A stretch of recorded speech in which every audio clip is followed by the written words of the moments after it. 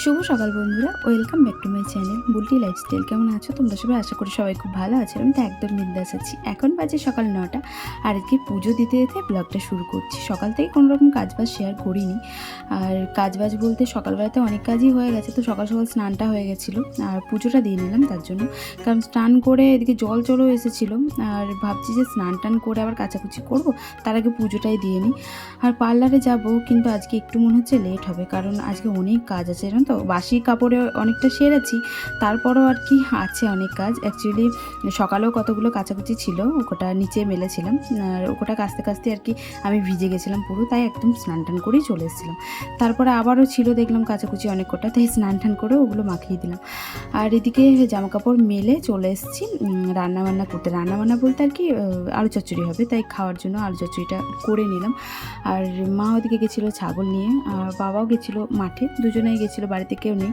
আর দেখো রেডি হয়ে গেছি, খাওয়া দাওয়া করিনি, ওখানে গিয়ে একবারে খেয়ে নেবো ভাবছি।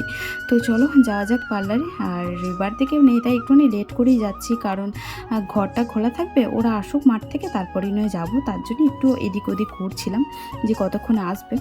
আর বলতে বলতে চলে এসেছিলো, ওদেরকে দায়িত্ব দিয়ে আমি চলে আসলাম, বাড়ির দায়িত্ব। কারণ যতক্ষণ বাবা মা না থাকে ততক্ষণ তো বাড়ির দায়িত্ব আমার হাতেই থাকে।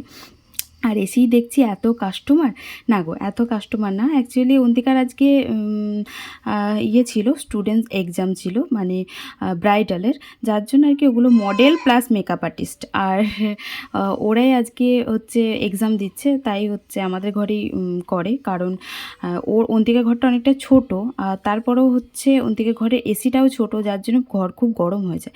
তাই আমাদের ঘরে এসিটা বড়, আর আমাদের ঘরে আর কি সুবিধা হয়, তাই সবাই মিলে আমাদের ঘরেই কাজকর্ম করছিল। আর ওদের কাজের সাথে সাথে আমাদের কাজে অনেকটা প্রবলেম হচ্ছিল, কারণ ওরা ধরো চেয়ার দখল করে বসেছিল, তাই আমরা কাজ করতে একটুখানি প্রবলেমই হচ্ছিল। আর আমরা যে সবাই মিলে ভেবেছি খাবার অর্ডার দেবো, তাই সবাই অর্ডার দিল, আর আমরাও দুজনে অর্ডার দিয়ে দিয়েছি, আমি আর কাকুলি দিই। আর এখন অর্ডারটাকে আর কি নিতে আসলাম, তো বার্গার দিয়েছিলাম, চিকেন বার্গার, আর কাকুলি দিয়ে দিয়েছিল চিকেন স্যান্ডউইচ। তো জোম্যাটোটা হয়ে বেশ একটা জিনিস খুব সুবিধা হয়েছে, তোমার খিদে পেলো যেখানে খুশি হোক তুমি অর্ডারটা দিয়ে দিতে পারবে। আর ফার্স্টে ভেবেছিলাম বাড়ি চলে যাব, তারপর দেখলাম যে না, আজকে সবাই যখন অর্ডার দিচ্ছে তো আমিও একটা দিন খেলে আর কি হয়েছে, তাই না? তাই সবারই সাথে আমিও আর কি অর্ডার দিয়ে নিলাম। আর কাকুলিদিই বারবার জোর করছিল যে চলো না একটা দিন খাওয়া যাক, সব দিন তো বাড়িতে খাই, তো তার জন্য আর কি অর্ডারটা দেওয়া। আর এই যে আমাদের কাস্টমার এসছে, কিন্তু কি করব, ওদের জন্য তো আমরাও করতে পারছি না কাজবাজ, তাই ওদেরকে বললাম যে একটুখানি চেয়ারটা ছাড়ো, আমরা কাজবাজ করে নিই।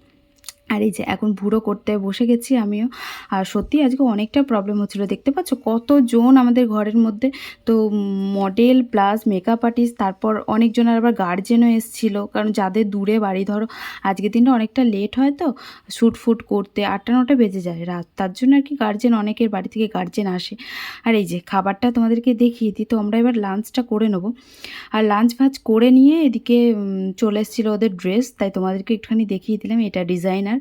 আর সব কিছুই ওদের আর কি ডিজাইনার বলা হয়েছিল, যে ড্রেস ডিজাইনার, তোমরা জানো যারা ব্রাইডাল কোর্স করেছো, আমিও তো করেছি একটা সময়, কিন্তু আমার টাইমের অভাবে আর একটু নিজেরও প্রবলেমের অভাবে আর হয় না এখন আর কি কাজটাকে কন্টিনিউ করা।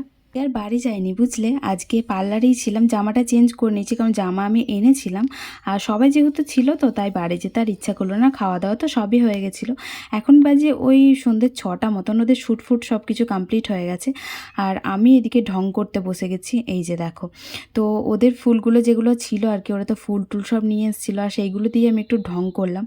আর বেশ সুন্দর লাগে এরকম বেলি ফুল, তারপর মানে সাজুগুজু করতে আমার বিশেষ করে সাজুগুজু করতে তো খুবই ভালো লাগে।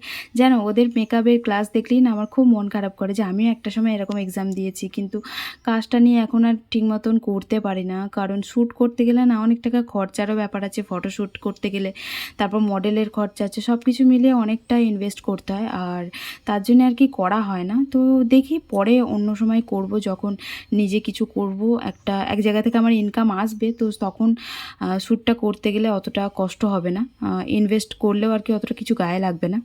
উপর থেকে যেহেতু বাড়ি ঢুকিনি, তাই তাড়াতাড়ি বাড়ি চলে এসেছিলাম। আর মা সবসময়তে বলে যে তুই বাড়িতে না থাকলে বাড়িটা অনেকটা শান্ত থাকে। সত্যি কথা বলতে আজকে মাকে অনেকটা জব্দ করে দিয়েছি, কারণ মায়েরই সব থেকে বেশি মন খারাপ করছিল, যেহেতু সারাদিন বাড়ি ঢুকিনি, আর বারবার আমাকে ফোন করছিল, আর ফোন করার জন্যই আমাকে তাড়াতাড়ি চলেও আসতে হয়েছে। 8টার মধ্যেই বাড়ি ঢুকে গেছিলাম, যেহেতু দুপুর থেকে ধরো আসেনি, তো আর শরীরটাও ক্লান্তি ছিল, শুতে পাইনি একটু, তাই তাড়াতাড়ি খাওয়া দাওয়া করে নিলাম। চলো আজকের মতো ভিডিওটা এখানেই এন্ড করছি, টাটা।